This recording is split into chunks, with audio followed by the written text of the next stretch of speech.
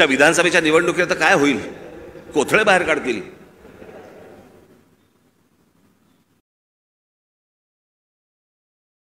याचं कारण मी मागच्या तुम्हाला आठवतं, मी बोललो होतो तुम्हाला इथेच गेल्या वर्षीच्या सभेमध्ये का त्याच्या गेल्या वर्षी सभेमध्ये तर आठवत नाही. महाराष्ट्रात कॅरम चुकीचा फुटला गेलाय. कोणाच्या सोंगट्या कोणाच्या भोकात आहेत तेच कळत नाही.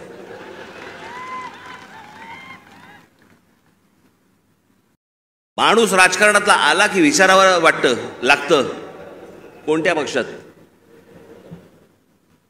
मध्यंतरी मी आपल्या पुण्याला गेलो होतो नाट्य संमेलनाला. तिकडे 5 जण मला भेटायला आले, नगरसेवक होते राष्ट्रवादीचे.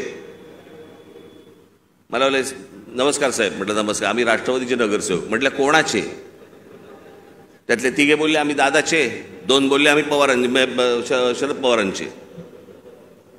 अशी सगळी परिस्थिती या महाराष्ट्राची झालेली आहे. या महाराष्ट्रातनं पुढे जाताना आपल्याला मार्ग शोधायचा आहे, आपल्याला मार्ग काढायचा आहे. माझ्या महाराष्ट्र सैनिकांवरती विश्वास आहे. आपण योग्य मार्ग आपण या महाराष्ट्राला दाखवू, निश्चित दाखवू. पण माझी महाराष्ट्राकडनं देखील अपेक्षा आहे,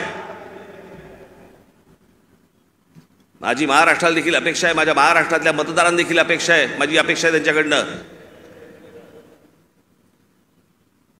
कृपा करून व्यभिचाराला राजमान्यता देऊ नका.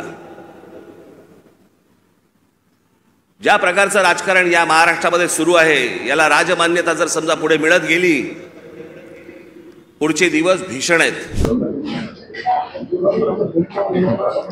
महाराष्ट्र नवनिर्माण सेनेने कुणाला पाठिंबा द्यावा किंवा नाही द्यावा हा पूर्णतः त्या पक्षाचा विषय आहे आणि मला वाटतं त्यांना ते व्यक्तिगत स्वातंत्र्य निश्चितपणे आहे. परंतु ज्या पद्धतीने त्यांनी सांगितलं की राजकीय व्यभिचाराला समर्थन द्यायचं नाही, पण मग वाया सुरत गुवाहाटी असं करून पक्षफोडी करणाऱ्या, एकूण एक पक्षानंतर दुसरा, दुसऱ्यानंतर तिसरा असे पक्ष फोडत जाणाऱ्या आणि ईडी CBI यासारख्या स्वायत्त यंत्रणांचा गैरवापर करून इथली संविधानिक लोकशाही व्यवस्थाच धोक्यात आणू पाहणाऱ्या या राजकारणाला ते पावित्र्याचा संदर्भ कसा काय देऊ शकतात हा माझ्यासाठी अनाकलनीय प्रश्न आहे.